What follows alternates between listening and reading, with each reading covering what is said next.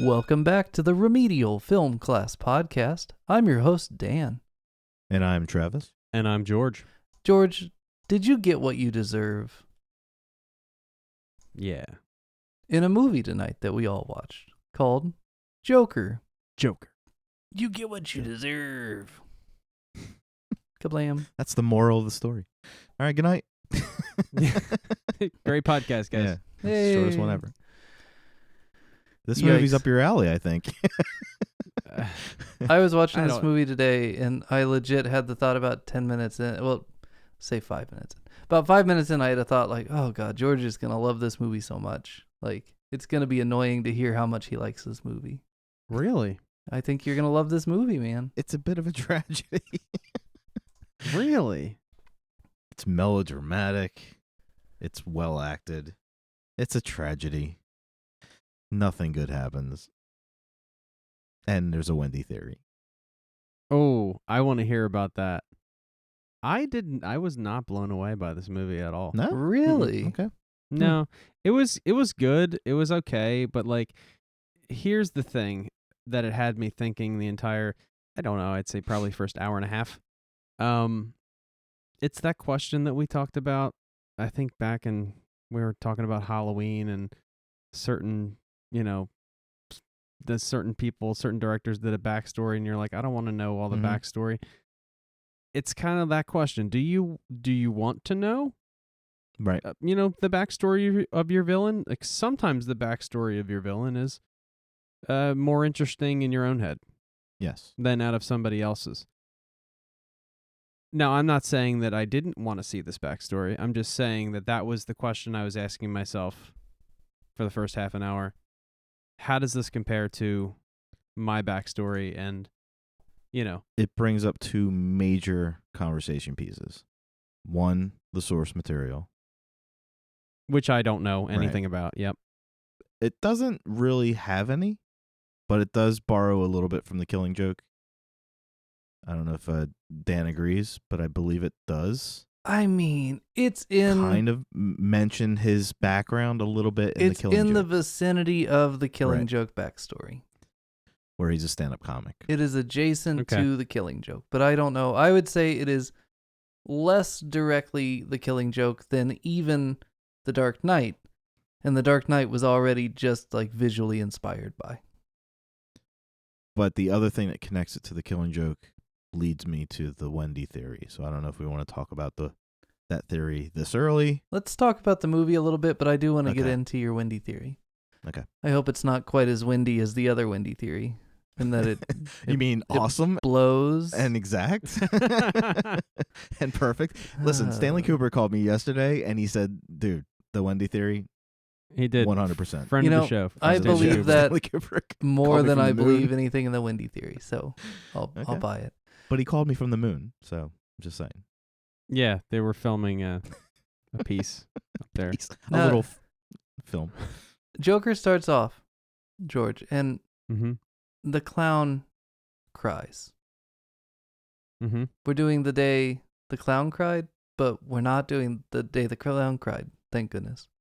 Mm-hmm. But it is interesting to people that know what movie that is. I'm sure you don't. I That don't know. there is a Jerry Lewis connection in this movie, Yeah. and it starts with a clown crying. Yikes, guys. Some Hollywood nostalgia acid trip is what this movie is. Is that the movie where he's a clown in Auschwitz? Yeah. And it Okay. never has been released. And to my knowledge, you can't even find a bootleg. Right. Not that you'd want to. It sounds awfully sad. But George Yeah. would like it, because George likes sad movies. Probably. Yeah. Probably like it more Well, in so- this movie, TBH. Didn't they do Yeah. one with Roberto Benigni, I think?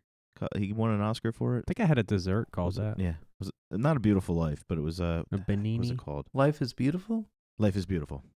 Is that I also a clown think- crying in Auschwitz? He's not a clown No.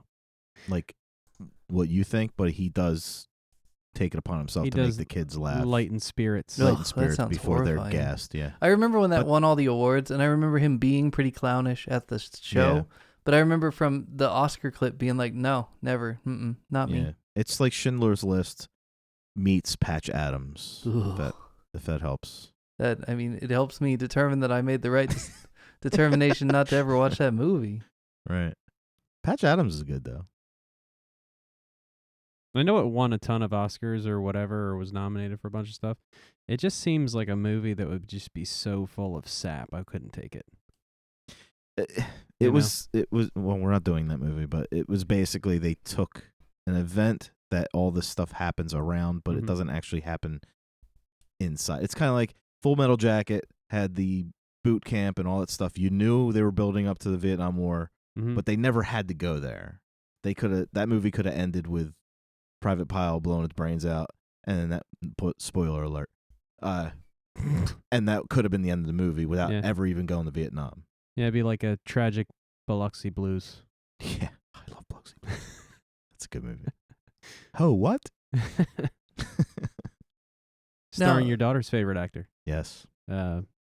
Matthew Broderick. Yeah. Now, George, right off the bat, you're introduced to Arthur. Mm-hmm. You're pretty sure he's going to become the Joker because all the clowning and such. It's in the title. But did you, as a sometimes movie-watching person, go, wait a minute, Joker's name is Jack? No. Okay. Because that's what I did. I was like, Arthur, his name is Jack in some versions of canon. And so right from the beginning, it's pretty clear to the comic fans that we're doing something with the canon and we're not sure what. They did a few things. Definitely. Okay. But it could have been one of his personalities. Like, there's still mystery there. What, you mean Arthur? Arthur might be an assumed... No, everyone's calling him Arthur. Yeah. I bet if I go back to his because they showed his adoption certificate and it was unknown on the certificate. So, no, I don't think that. The line from The Killing Joke is the Joker says he's basically, I wrote it down. It's not multiple choice. He is, multiple choice. His background, his history, his origin is multiple choice. So it's kind of like how in The Dark Knight when he's telling the story of how he got the scars, it's always a different story. Actually, I think he only tells it twice. Now, George, it's different 3 times. You just 3 finished times? the movie. He only says 2.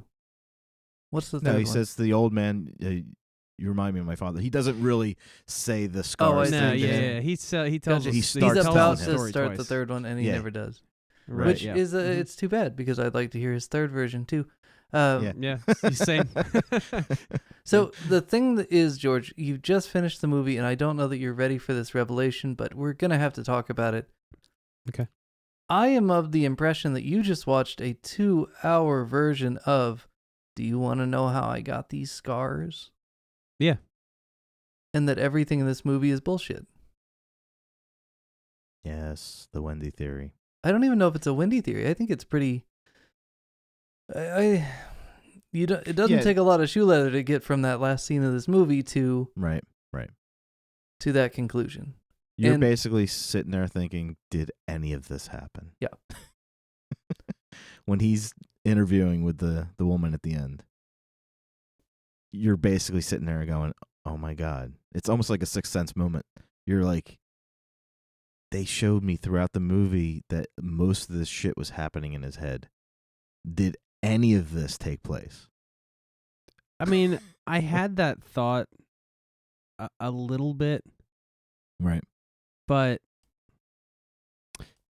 Because they go I out don't of their know. way. They go out of their way to show you he's a daydreamer. He puts himself in situations. They showed him watching the late night Murray on TV, and then he's in the audience, and then he's back in his living room again. They showed you the neighbor he was in love with that he found out. You find out later he doesn't even really know her. Yep. Like, they spent time. You mean Harley Quinn? Yeah, she wasn't Harley Quinn. Oh, yes. I don't even remember what her name When I was. first saw her, that's what I Right. thought they were setting her up to be. But But they basically showed you throughout the movie that he none of this is happening. yeah, So- yeah, Did his mom even die? Like, we don't know. I don't know any of it. Did After he even that- know his mother? We don't Right. know. Now, one other thing I should probably put out right up front, George. I saw this movie in theaters when it came out. I went with 2 girls, and after the movie, we went to dinner to talk about it, like you do. Mm-hmm. And we all kind of hated it. Mm. Like, we didn't come out with good feelings, which you're not going to get like uplifted by this movie. No. But the ending to me was such an interesting decision. But the rest of the movie I found like unwatchably like horrifying and not in a fun Indulgent, way. yeah. Why did you say what you just said about the end of the movie, that it was interesting? It was interesting because this movie was advertised heavily as a standalone thing, which is just like a riff on the Joker. We're doing it standalone, doesn't connect to the rest of the movies. We're just doing a playground for Joaquin Phoenix to run around and be the Joker in. Yeah, like a one-shot. In the comic world, they call that a one-shot, where they're just like, all right, this has nothing to do with the story continuities. This is just, we're going to do one book with a little story. But when And you you end up say- in that last room and everything changes and you're on a more traditionally Nolan-y color palette, Mhm. and if you go back and analyze the beginning of this movie and how he presents it as like literally him telling the beginning of his story to his caseworker, right? Mm-hmm. There's a good chance that this was a 2-hour version of him telling that lady, do you want to know how I got these scars? And by doing so, you Right. open the door. Is this actually going to connect to other movies? Like, did we just give ourselves the cheat out that now we can be like, oh yeah, by the way, this Joker is actually the Joker you know from the Nolan movies. We just didn't tell you till right now. No, what they should do is make him the Joker in the Pattinson world, And that is still possible. They could. which they could do, and I would be down with that because the imagery seems connected. The Batman that's came out today. Okay. If they want to, they could connect that world, how it is, just like Nolan has his kind of feel. That film noir world would totally fit into this. So he could technically, this Arthur could become either this Arthur be the Joker for Pattinson or one of those disciples. But then again, if none of this happened, then there are no disciples. They kind of touched on that on the Gotham TV show. They basically had like 3 or 4 Jokers in that show because it was like an idea that people kept assuming. Yeah. And it wasn't like Jason body jumping. No, it was yeah, just I like gotcha. the first Joker. More like Tommy Jason. It was a lot like Tommy Jason and Roy yeah, it was Jason. like Tommy Jason, where the first Joker kind of inspired more Jokers. Yeah, you got a radical person that, Right. that assumes that persona. Yeah. It's like a persona. Yeah. So that could be done here, but then again, if you believe that none of this movie happened, then the end of this movie is his escape from Arkham. Then the sky's the limit. He can do whatever he wants. They can do whatever they want with him. Whether they can get Phoenix to come back, I don't think so, because they sold it to him as like a one-off. What pissed me off about this movie, because I was in your boat, Dan. I still kind of am. The hype killed it for me. There was so much hype around this movie. I didn't see it in the theaters because I was already. You got post-hype wave. Yeah, that's gonna kill you. No, it was like the week of. I was like, do I go see it? Do I not? And then everybody was like, oh, it's the best movie ever made. It's the best Joker on screen. And I'm like, That's bullshit. I said, I don't know. And then like a week went by and I'm like, nah, I didn't see it. And there's really no spoilers. So I'll just wait. And then a couple months went by and I was like, you know what? It's going to be out on demand soon. So I'll just watch it. So I watched it in my house. And I was right in my assumptions. It was overindulgent. It was overhyped. It was good performance-wise, acting-wise. I really enjoyed his performance. 10 times better than Jared Leto. Nowhere near Ledger.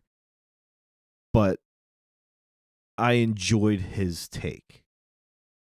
My issue with the whole thing was the marketing. I thought this movie would have done well even if they didn't market it as a Joker movie. If they just showed, because his performance is so good, they could have left out all the clown stuff showed his struggle, his like basically what you would show if somebody has like an addiction, a struggle with an addiction, but show his mental health breakdown in the commercials without showing any of the clown shit. Yeah. Don't bill it as a Joker movie. Call it something else. And then when he says, "Call me Joker," in the movie, that would have been like the Sixth Sense moment where like, oh, he was talking to Thomas Wayne. Yeah. That was Bruce Wayne? And then you would be like, oh shit, he's the Joker? Like, to me, that would have been awesome. That would have been perfect. How could you keep that big of a secret, though? That'd be impossible. You can. It's possible because you have an A-list actor. Image-wise, the movie made, there's plenty of, do an old-style trailer. Don't do where they show you the whole movie in 3 minutes. Just give me snippets. Show me the performance, and I'll go see it. Because just showing him pulling his face and like his contorted body and just how emaciated he is, and bill it as a you know, they do the same thing with a couple Christian Bale movies where he lost a lot of weight and he looked like he was dying. Like, you didn't even need to know the story. You're just like, I'm in. I'm watching that movie because he's phenomenal. The director's great. I love the imagery. I'm going to go see this movie. And then, yeah, you're not going to get the huge first weekend box office, but if people start talking and they're like, no, you got to go see this. I'm not going to tell you why, but you got to go see this. Yeah.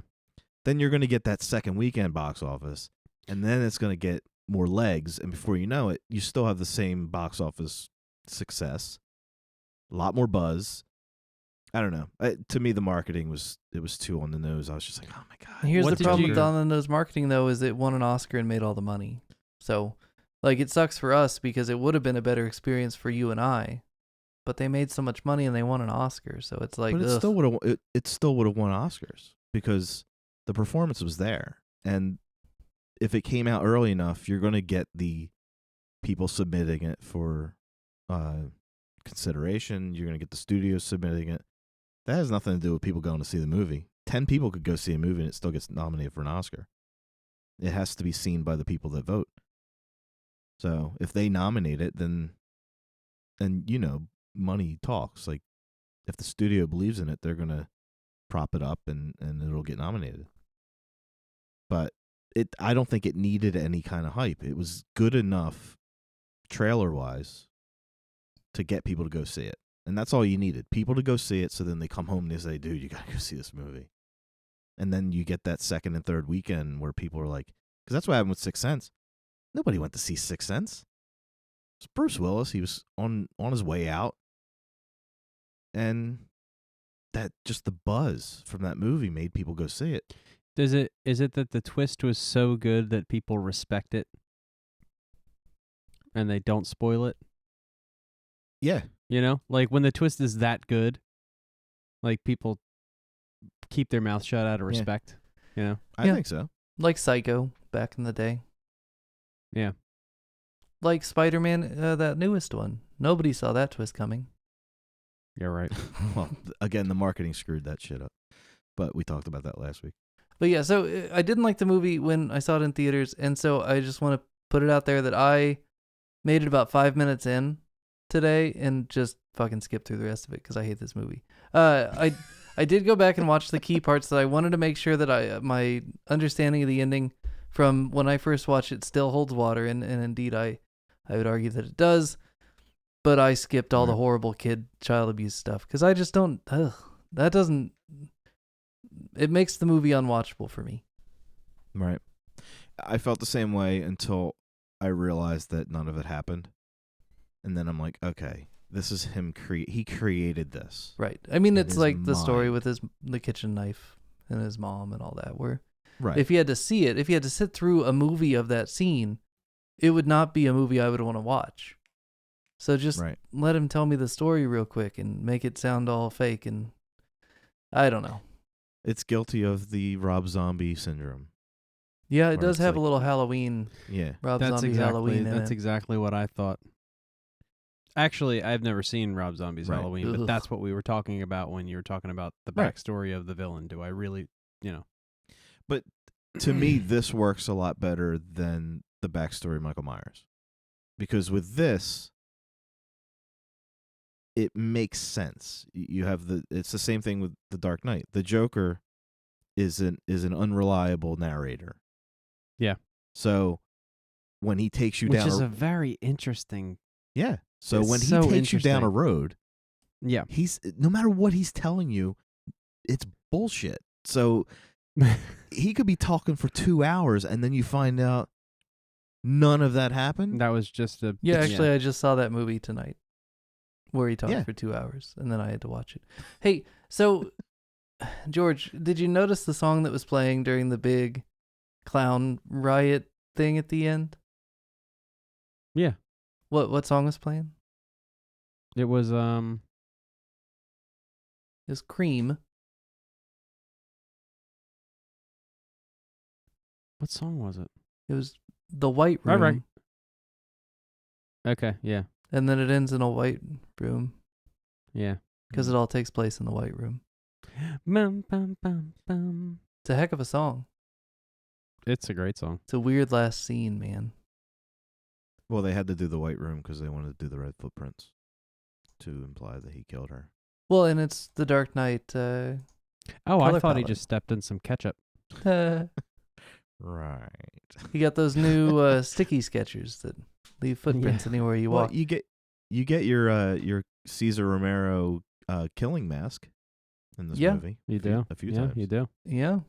You get that. You Which get is part of my issue with his Joker look in this movie. I felt there was something about that face that was too much. I don't know if it was the nose being red or the blue triangles. There was just something where I was like, it doesn't say Joker to me. But then I understand that it's kind of like year one Joker. right. So I was able to get past that. But I remember the first marketing images I saw of him as a clown. I was like, what are they fucking do? Why does he look like a real clown? Like, it just doesn't make sense to me. But they did. They took that Cesar Romero mask and they painted it on his face. And Yeah. a Cesar Romero jacket too. I mean, it's a slightly different shade, but it's definitely harkening back to the 60s Batman character development. Yeah. The dancing's a little much though, but we'll talk about where that probably comes from. Yeah, the dancing. in a But little bit. I kind of caught on early. The dancing was better when Willem Dafoe did it. And, Yeah. Willem Dafoe would have killed this movie too. Yeah, He right. would've Actually- been- I want him to be the Joker someday. I in don't one know when. shot, with unmakeup Joaquin Phoenix like through a window or something, I thought, man, his face, he actually kind of looks Yeah. like a big Willem Dafoe, like a taller Willem Dafoe.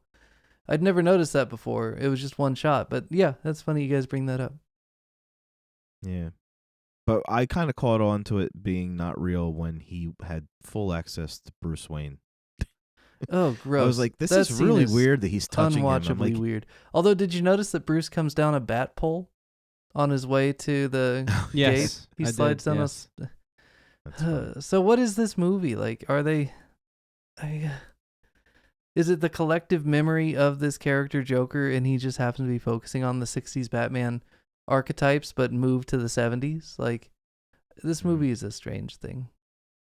But It is, but it's par for the course with DC because they're just all over the place. they are all over the place. But this one made money, so we'll get more like this. Right. Did you notice though, when we were talking about The Dark Knight Rises, and we started talking about what would a future look like with John Blake Robin as the main crime fighter? Mm. One of the things they could do, and they could still do it because everybody's still alive, is eventually in Joker 2, you could connect it to those movies if you wanted to. Like, this could literally be Heath Ledger's Joker 10 or 15 years after being committed to Arkham. This could be his escape, and now he has to fight John Blake. They're never going to do that, but I would pay Yeah. to see that. It would be. I still think it would be better if he was in the Batman world, because I just don't think they're two of the same character. I don't think the Heath Ledger Joker, even prior to scars and prior to makeup, is anywhere near what this guy is. This would have to be, this escape would have to take place after The Dark Knight is over, though. Right. But I don't know. And And I you don't have think to this have guy is some kind chaotic of. enough. There has to be No. some way that this Joker person, whatever his real name is, has figured out who Batman is for him to enjoy the joke Right. in the way that he enjoys it at the end of the movie. Like, he creates this narrative against Thomas Wayne, but in the White Room, I can't tell if he enjoys the joke of their deaths by his minions or whatever. This movie's a Or mess, maybe he guys. was the I one that really shot don't them. like it. Yeah, I hear you. But it's interesting. There's a lot of open-ended stuff. I'll let you know. I'm seeing the Batman tomorrow. Oh, I'll don't let tell you me know. anything. I'm not going to tell you anything about it, but I'll let you know if this fits into that. I can't wait I to have a see it, feeling but it I know does. it's going to be a couple of Yeah. days, at least. Gabe wanted to go see it tonight, and I'm like, well, we're recording. I mean, we can wrap it up, get some midnight show tickets, and Yeah, no. Now, I definitely. George, I would do when we get to the scene with the clown riot and all this, and the camera pans up and you see on the movie marquee Zorro, the gay Blade. The Gabe lady. What reaction do you have as a new viewer? I have no idea what that means. Because I, right away, watching in the theater, went, oh, God, they're going to do this again.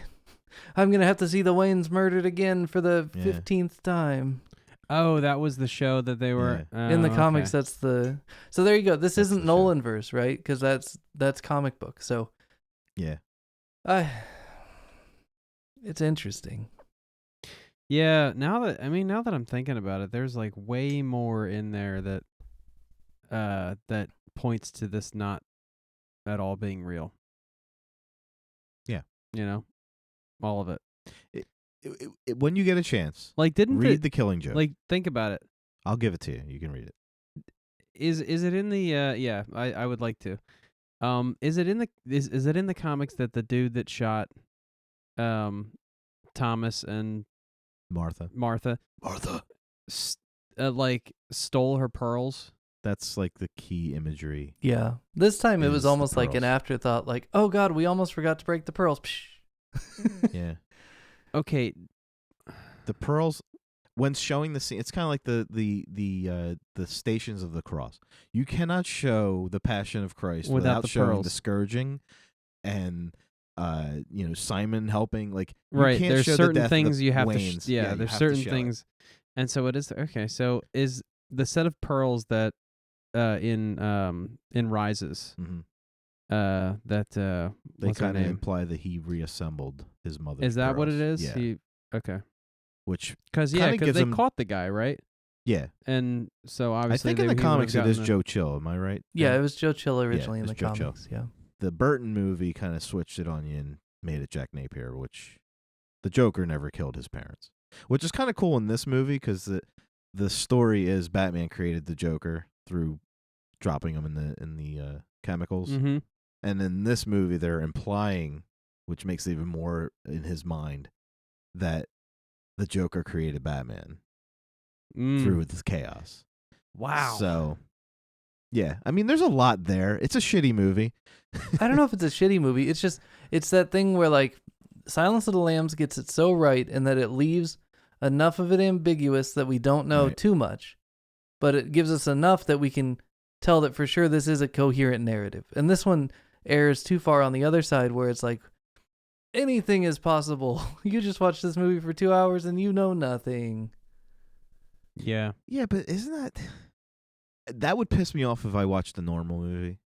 But it doesn't bother me here because it makes sense. It's a Joker movie, and I just sat through 2 hours of something that didn't happen, but it happened in his head, and it happened because that's his version. So that kind of makes sense. I don't think To it the should be his version. character. This should just be story number 3 that we didn't get to hear in the Nolan movie. Yeah, Like, this is Right. just yet one of another the story. stories. He Which- actually does it 4 times. I just remembered. In a He way, asks it's like, Batman at the end. He's like, "You want to know how I got these scars?" Oh, So yeah, he that's tried to right. do a 4th time. I'll tell you how you got these. Get these. Jeez Louise. That bat voice. That ranked up there with, can you just give me a moment? Like, But Yeah. yeah, I don't, Guys, you know, the bat voice. You just mentioned the bat voice. I don't know. Neither of you guys watch Community, and you really should. right. Well, you didn't watch the College Humor shit yet. Season and you one. will. Season 1. there's a Halloween episode where Abed, one of the characters, dresses up as Batman. And his Batman voice is very, very entertaining. Nice. You guys should watch that episode just for the Batman voice. Another story about Community, and I have you guys to thank for this. I was watching the first season again, probably for the 4th or 5th time, because it's just what I put on when I, it's your unwinding show. Yeah, just want to relax. One of the shows. But there's an episode where Annie, who is the youngest of the group, is like helping run their STD fair, like the STI now. STD awareness. And the grand finale of the whole thing is she's going to demonstrate how to put a condom on a mannequin. Okay, but they don't have a thing. But she's never seen a penis before. Okay. And so she's nervous. And so they decide that it would be a good idea for her and the 2 other chicks to break into the dean's office just so that she can see the mannequin, so she's familiar with it, whatever. And they get caught by security, looking through the keyhole of the dean's office at the mannequin. And the security guard says, "What in the reverse Porky's is going on here?" That's pretty good. Boom. See, it all ties together. Dude, the first 4 times I watched that, I was like, right over my head. I have no idea what he's talking about. And this time, I'm like, oh my God, it's reverse Porky's. I love it. They're at a school. They're looking through a peephole. And it makes me proud. It makes me proud. Like, my daughter, Dan, her favorite movie now is Ferris Bueller's Day Off, right? Oh, that's awesome. So she's 4. She's 4. She calls me at work and she's like, "Dad, can we watch Bueller tonight?" Like, that's her Barney. So she wants to watch Bueller. So I've watched it 3 times this week. That's amazing. And my boys have been sitting with us too, and I flat out said, "Okay, you guys have seen this movie enough times now to where when you watch Spider-Man Homecoming, you're going to catch every friggin' reference in that." There's so much Ferris Bueller in that movie because the director kind of homages Ferris Bueller's in a lot of, has that same John Hughes. Is Homecoming like the most recent one? It's the first one. Oh, okay. So it's him in high school, and it has a lot of John Hughes feel to it. Yo, guys, I have no idea about movies. You do. You're like Homecoming. Yeah, that movie. All right, so that I've never heard of. The first and the most recent series is called Homecoming. It's very high school-y. Okay. And it has a lot of John Hughes feel. Okay. But there's like a lot of Ferris Bueller in the movie visually. Cool. Yeah. So when we're watching it now, they're like, "Oh, that's the part when he does this. Oh, and that's the part." There's a lot. So when you start getting these references, you feel good. You're like, "Oh my God, now I'm in. I'm on the team. I'm in the club." Yeah. Now, Travis, I think we should probably focus not on a superhero movie that homages, but maybe this movie that we just watched and the fact that it's nothing but like a supercut of 3 other movies, but with the Joker inserted.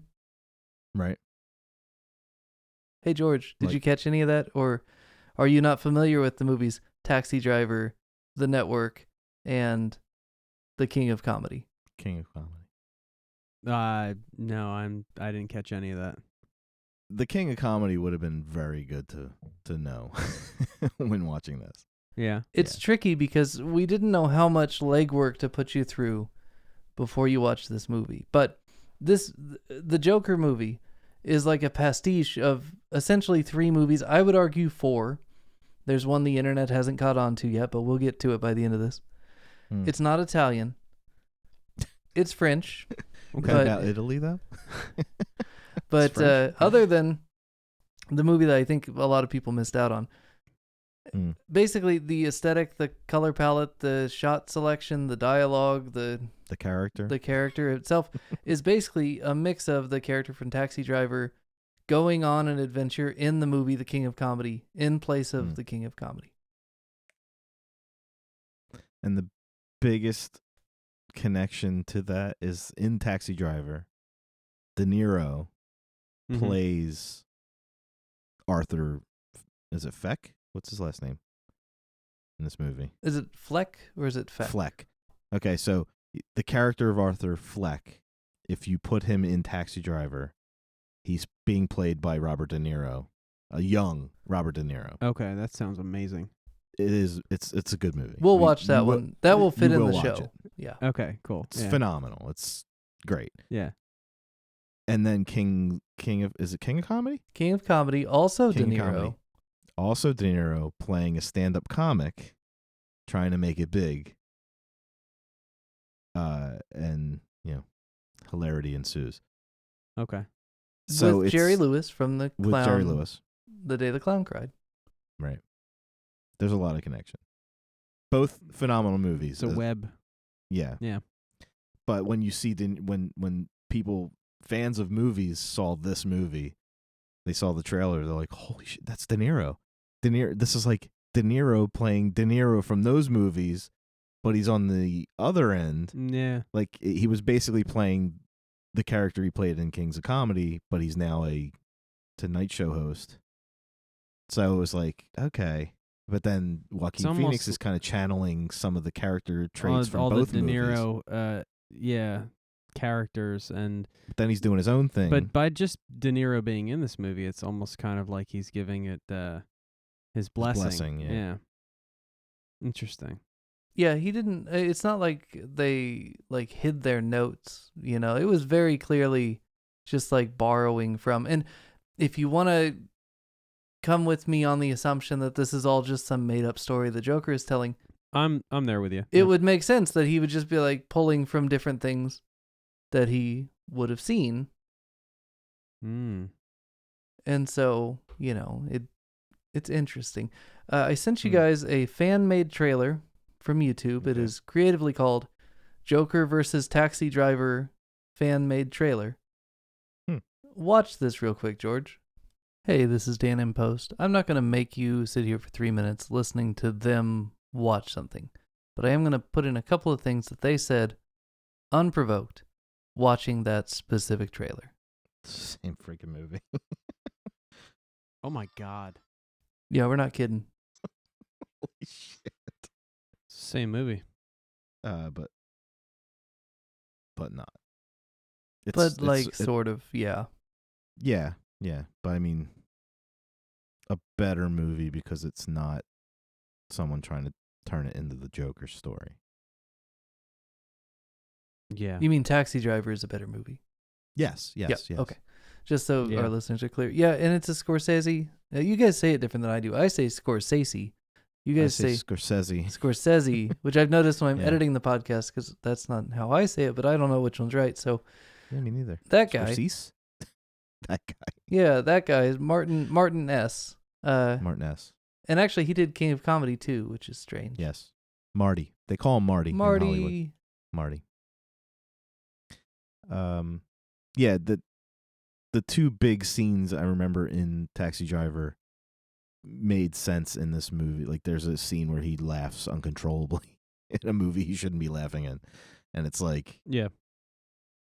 I forgot that was Taxi Driver. Someone used it as a soundbite, as a drop Mm-hmm. on a radio show, and it became like tropey De Niro impression laugh. Right. And that's from that movie. And then obviously the "you talking to me" line that became iconic for De Niro Right. is from that movie as well. But Jodie Foster's in it. She won an Oscar for it. Like it's a phenomenal movie. So we will watch it. Yeah. It's different enough from this movie where you didn't see it yet. You haven't seen it No, yet. I definitely need to see that. I'm surprised Probably that should have watched wasn't it. in season 1. Yeah, we should have watched Jeez that. Louise. I think we'll probably have a bunch of movies that as we watch them through this season, we'll come back and be like, and when we talked about Joker, we mentioned this. Right. And we're back on the Joker again. So even though this may not be our favorite movie, I think it's going to be an interesting node for conversation for the rest of the year, probably. The thing I like about this movie, because again, I'm on your boat, I didn't like this movie because it was a Joker movie. I think if it wasn't a Joker movie, I probably would have liked it more because the performance is good. Yeah. The story is a tragic story. It was well played. Like, I felt terrible for him, but the whole time I'm watching, I'm going, I shouldn't be feeling terrible for a psycho, like a homicidal maniac like the Joker. But if I was watching it not thinking he was the Joker, then I would have felt more for him, and it would have been a better payoff. Because you shouldn't feel those feelings for somebody you know eventually is going to become what he becomes. Yeah, I mean, listen, you don't. If the Joker is going to tell his story, He's going to make himself a hero. he's going to make you feel like you say, okay, I can understand how Right. this person feels this way, and I can at least relate to them a little bit or sympathize. Right. Basically. Is that a characteristic of a sociopath, Dan? Is what a characteristic of a sociopath? The construction of a story to turn yourself into like a victim or a sympathetic character. Yeah. No, sociopaths just don't get why it's sad that someone died. Like, it doesn't make sense. Like, oh, that person died. I have stated a fact. And other people are sad, and they're like, why make water eyes come? Person dead. So, that's your sociopathy. Right. Would this be more like narcissistic or like... Yeah, I mean, this is a narcissistic telling... I guess you could say it was like a narcissistic personality disorder if you were trying to diagnose that specific thing where it's like, here is my story and I am the hero and I do all things because I am so great. Right. In a white room but then with black curtains. Trickled in is, did he even create the mother? Is he an orphan? Was he from... Like, we don't even know if that mom is real. Yeah. Did he create her in his own head to make himself seem more sympathetic? Right. You know, the whole story about Thomas Wayne and the affair and Bruce Wayne being his half brother, it's all created. Right. It's not lore. And it's not canon. And what I was getting at was like, if you're the Joker telling your own story, then you're going to make it seem as terrible as possible for you and how you came up and how you got this way. Right. Because like, it's worse to just be like, yeah, I'm just this way. Right. You know, there's just something wrong with me. You know? The Michael Myers. Yeah, the Michael Myers. Right. Now he's like, you know, they call him in The Dark Knight, they call him a freak, and he's just I'm not. Right. You know. He's convinced that he's not. And he's justified in what he's doing. Right. And yeah. So yeah, if the way you felt watching the movie was it was intentional. It was on purpose. They tried to make you feel that way, even though you know he's the Joker, right? They're trying to make it seem like, you know, that the terrible people of Gotham and the rich people and just and the, you know, just everything about Gotham made him. Right. It wasn't his fault, right? Right. That's the Joker's telling of the story. He's the product of the environment. Yeah. Basically. So in that sense, a mission accomplished. Right. But yeah, that's the Joker's side of You the know, story. Exactly. One of the things, you brought up the Dark Knight Joker again. Did you catch the part where he's in the backseat of the cop car and it like mirror images that shot from Dark Knight when he's in the backseat of the cop car? Yeah. And they also do the thing where he grabs the TV camera, and it's very similar to the camera grab. In a lot of ways, this movie like tries to roll in all the Jokers into this one movie as like a kind of almost like a greatest hits moment, you know, homage all the Jokers. Right. And it makes me wonder, like, in a way, did the filmmakers play a really good cynical joke on the audience just by making this movie that we all should have seen as a joke, and coming out, a lot of people didn't get it. You know, like, it's, you just spent your money on a 2-hour joke. Isn't that a good bit? It's actually kind of funny if that's what they were intending. I don't think that's what they were intending. They should though. That's a good bit.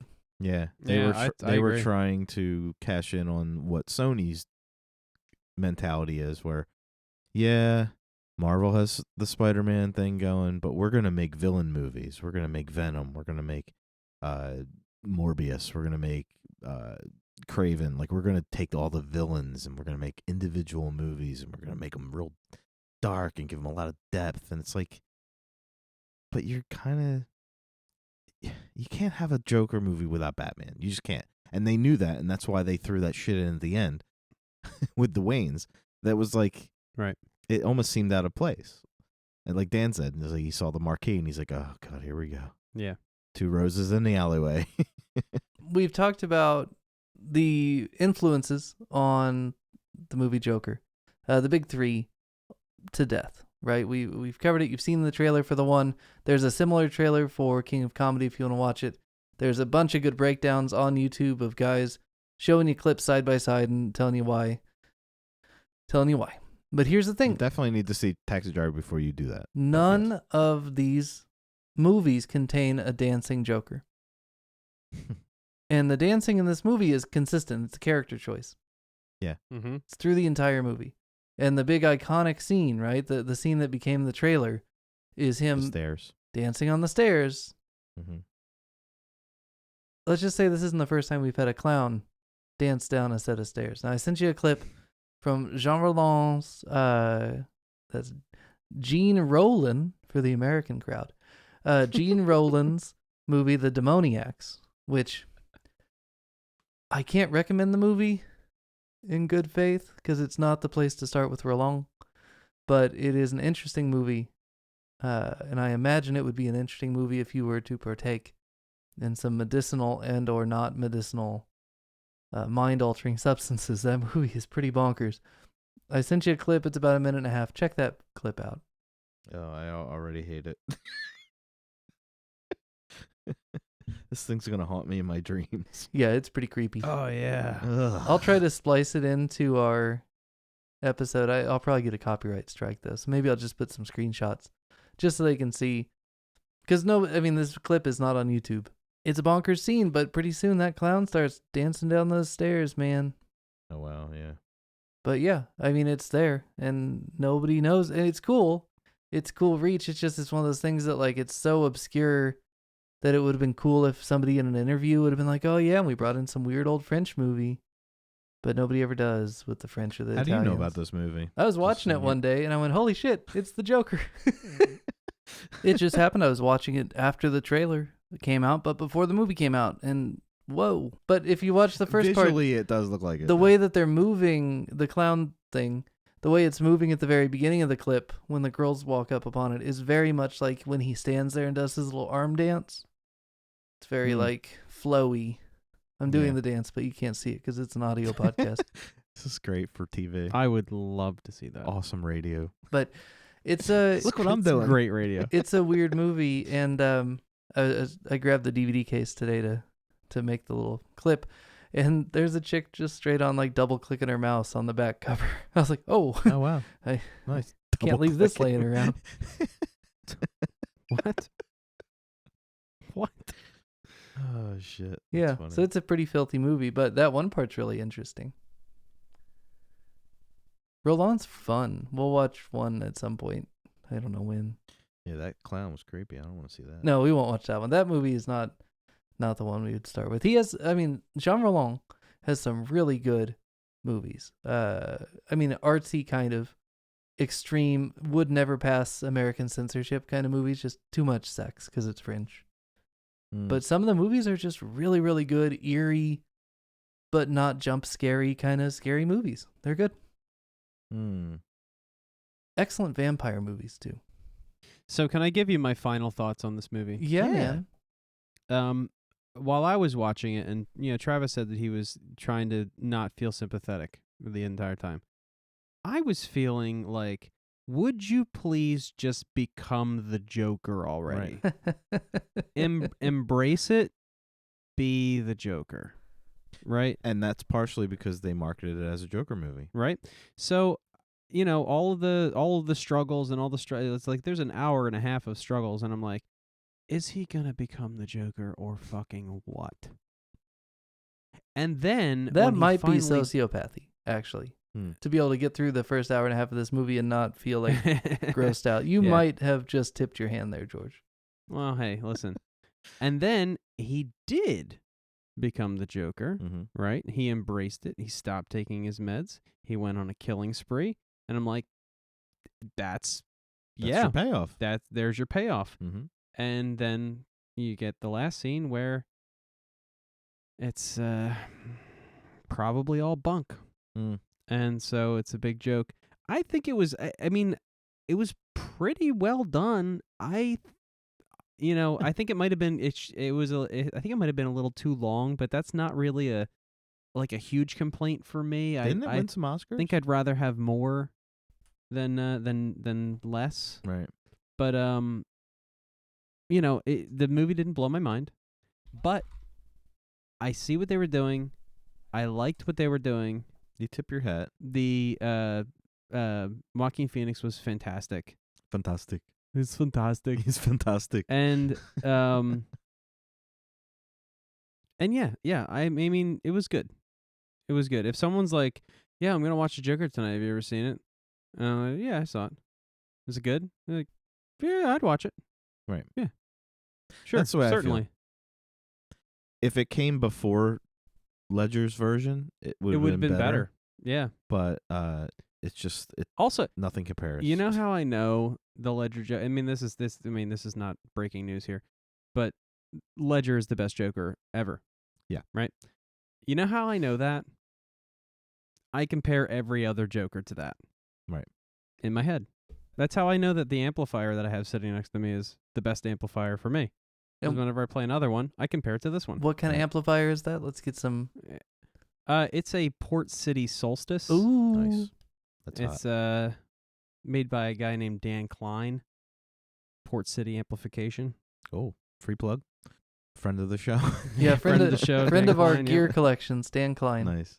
Nice. Actually, I have an amplifier and I have a cab. I have a 212 cab. Which brings us back to Taxi Driver. Port City. There you go. Oh, yeah. Do you like how Joker gets nailed by a taxi cab? Yeah. Interesting. If you didn't, get all the taxi driver references, he gets nailed by one. That was really well done, that scene, getting the Joker getting hit by the cab. I was like, oof. Yeah. Actually, all the effects were really good. The violence was really hard, Yeah. It all had a solid hit to it. Yep. And we know that Arthur is not anti little people. Dude. He let him go. Yeah. He just not let him go reluctantly. He wasn't even reluctant. He was like, "You're the only person who was ever nice to me." Yeah. It's kind of like the Dane Cook joke about he loves him, basically. The crazy guy at work. Always give him candy. Yeah, dude. Because when he decides to come in and start, doing things to people, he comes to you and he's like, "Hey, thanks for the candy." Yep. Yeah. Dane Cook. God. There's one scene thanks. I really want you to see, George, but I think we should probably wait until you actually get to watch the movie. But it's from King of Comedy, where he's sitting in a chair. This is De Niro's character, getting ready to mentally prepare himself to be on TV, imagining himself on TV. And he's got cardboard cutouts of the host and a guest, and he's doing his whole routine. And if you watch that side by side with Arthur on the couch, Absolutely. it's just man. Practicing what he's going to say to Murray. Yep. Man. Mm-hmm. He's just making So all this up in his head, talking to the lady at the Arkham place. And this would have been another complaint of mine. They should not have revealed, since they borrowed so much from King of Comedy, they should not have revealed that De Niro was the host of that show. That should have been an in-theater moment. Where Yeah, you're that would have been great. Fuck. That's the King of Comedy. I like how his notebook was folded. Yeah. I like how it's just who does that? ridiculous. Only a gibberish psycho in there, does yeah. that. Folds their notebook. Yeah, who does that? Who does that? I like how when he's thumbing through the pages, there's just naked chicks in there. Yeah. It's trying to find a joke, and you gotta page past all the naked chicks. He kind of had a John Doe thing going too. I don't know.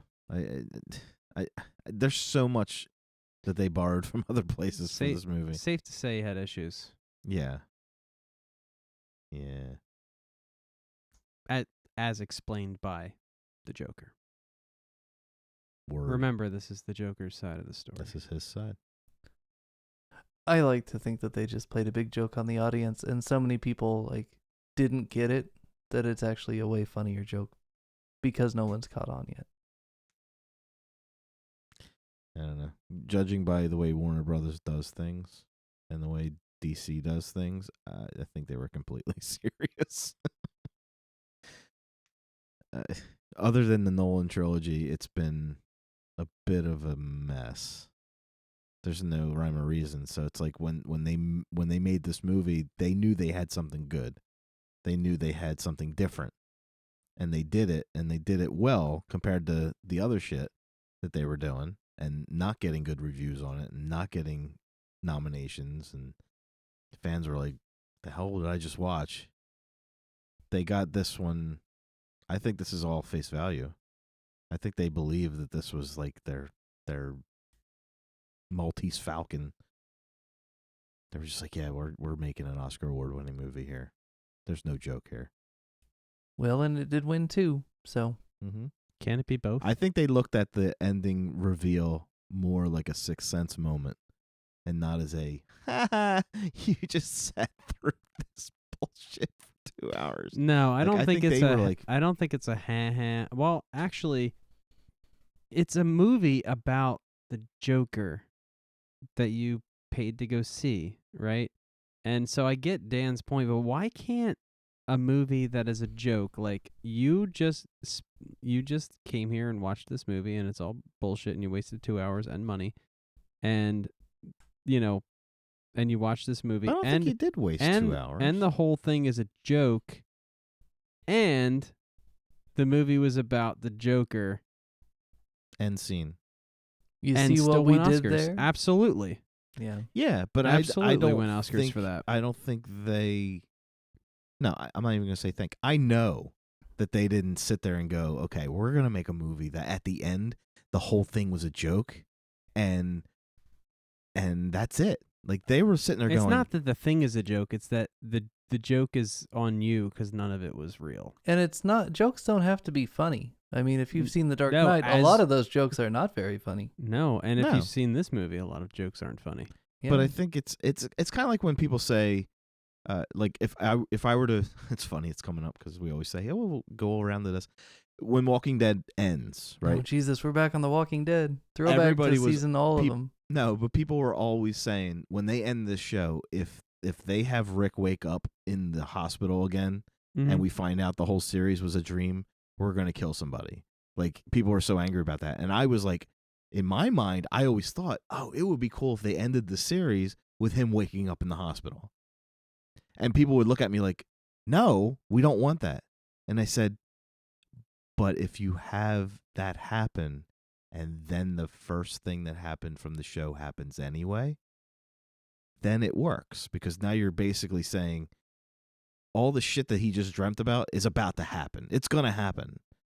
Yeah. So you're like, you get the double payoff. You get the, oh shit, all that was a dream? Oh wait, it's going to happen anyway. Yeah, what So- the F? And then... Yeah. See, So and- there's a way to do that. and then he meets Morgan, and you're like... yeah, this is all happening anyway. you're like, And oh, shit. I'm not greedy. I don't need a double payoff. I wouldn't mind having one payoff, if you know what I Right. mean. I'm just saying, like, the joke would have been him being in a coma. And that would have been the studio going, ha ha ha. Yeah, it was all just a dream. But Yeah. then the filmmaker in me and like this guy Phillips, or Phillip, is it Todd Phillip? Phillips. The filmmaker's going, it is a joke, but it's the Joker. Right. So it's not really that bad of an idea. So it can still it win an makes Oscar. work. or It two. makes sense. Yes. Because absolutely. it's That's what I'm all saying. happening. Not that it didn't happen, but it's all happening in his head. Yes. So it did happen In his head. in his head. Yes. So I'm fine with that. I'm fine with it too. To me, it's not a waste of 2 hours. I do think it's did not- interesting that you're giving him like a good faith reading.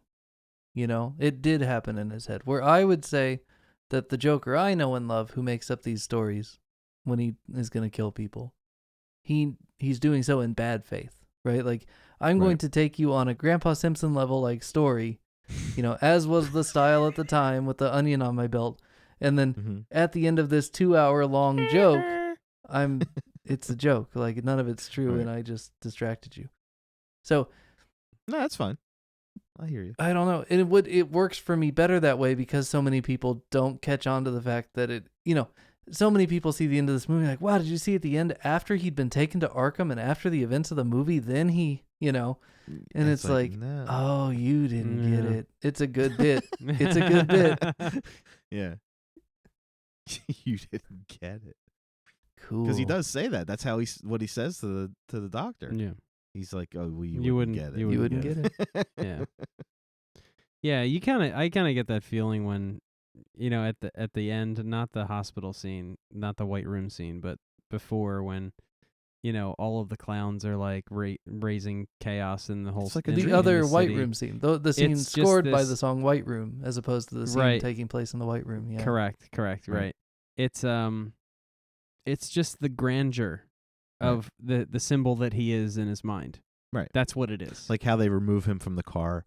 It's almost like yes, it's like a pietà moment. yeah, like, and he's yeah. and he's he's on top of the car and he spreads the blood from his mouth on his cheeks and Mhm. they're all like looking up at him like he's the king.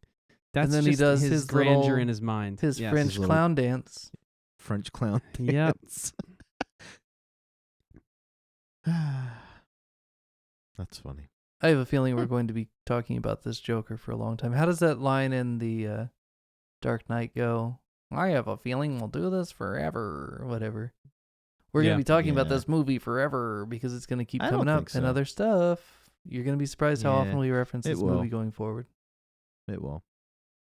I've lived long enough without it. Like I watched it once and I never watched it again until we did this. And I didn't miss it. Yeah, I enjoyed watching it the second time. I caught more things, but again, my animosity towards this movie has to do with obviously the marketing. I felt it was cheesy. They wasted an opportunity. Yeah, I don't think you need to watch this movie a second time. It depends. Like I like the acting in this. I would watch this to be inspired Yeah, yeah. to play. Like if That's I were, all we not, need Not, is- not- yeah, if I want to, That's all we go need out is there in one the streets, big clown chaos. telling a bunch of other clowns to go cause a riot and fight the police. yeah. Luckily, No, I'm that'll talking never more, happen in real life. More like the intimate stuff, like in the beginning, like just all the character stuff he's doing. There's a lot there that you can take from Yeah. as an actor. Yeah, Like- but like it's kind of like watching The Sixth Sense twice. Right. It's Right. You don't need to watch. Although it a second seeing it time. a second time, you do catch more things. Yeah, certainly, but Yeah. like Like I didn't even really. I'm sad to say I don't think the first time I watched this movie I Actually, thought that let it me- was all in his head. let me rephrase. It's like watching Sixth Sense a third time. Because you definitely need to watch Right. Sixth Sense twice. Yes, so you can say, "Oh, I'm an asshole. I didn't see Yeah, that." yeah, for sure. He's wearing the same For shirt. sure. Damn But it. this movie you don't have to watch twice. Right. You watch it once, you got it. No, I can honestly say the first time I watched it, I don't know if I was just so angry that it was not a Joker movie that I kind of didn't catch that it didn't happen. I was That was the kind of second time watching kind of thing. confused at the end as to, what I just saw, Yeah. but Second time watching it, I caught all of it, and I was like, "Oh, yeah, none of that fucking happened." Yeah. Yeah. Yep. So yeah, I'm glad I watched the second time because I got more out of it. Which is we've been trying to do that a few times. Well, here's the thing. Like, the way I took it was because, like I said, I was confused. But like, in the white room and the joke, and she's not, you're not gonna get it, and blah blah blah. Like, I get that it's the Joker telling his story the entire time, but I know that, like I said, it's one side of the story. Not all of it is going to be true. Right. Not all of it is going to be. It's definitely going to be embellished, and it's definitely going to be showing one side. So, like, some of those things that he told could be true. Could be. And or maybe some similar things like that formed him Right. into what he is. But like, But you it know- makes more sense as a Joker movie that all of that is fabricated. We don't know anything about him. We think we do, but we don't because, like, the source material, the best thing about the Joker, and they finally did it in the comics, and I think fans got angry about it. They did a one-off story where they supposedly gave his backstory, who he is and all that stuff. I don't know if it was ever well received or if it ever even really came out, but they tried to do it, and people were like, no, we don't want to know. We just want the stories right. from the Joker's side, from the Joker's mind. We don't need That's to all we know. And need. that's the Killing Joke is the quintessential Joker story. And that's it. Like, all right. Stop writing this shit and trying to tell me that this is his background. We don't need to know his background. He's our Michael Myers. Leave it alone. We don't need to know why. Word. But we're going to be doing it a few times where we're going to watch things that you've seen already, but watch them with a different eye. Like we did it with the Dark Knight. Right. For that very reason. Like there are things that, yeah, you did see that movie, but did you watch it? Or what's the quote? You did watch it, but did you see it? That's the white men can't jump joke about music. You can listen to Jimi Hendrix, but you don't hear him. You know, that's another movie you'll probably see at some point. So this next movie, I assume it's a movie that George will be watching. How many times do you think he should see this one? I guess it depends on which one we're watching.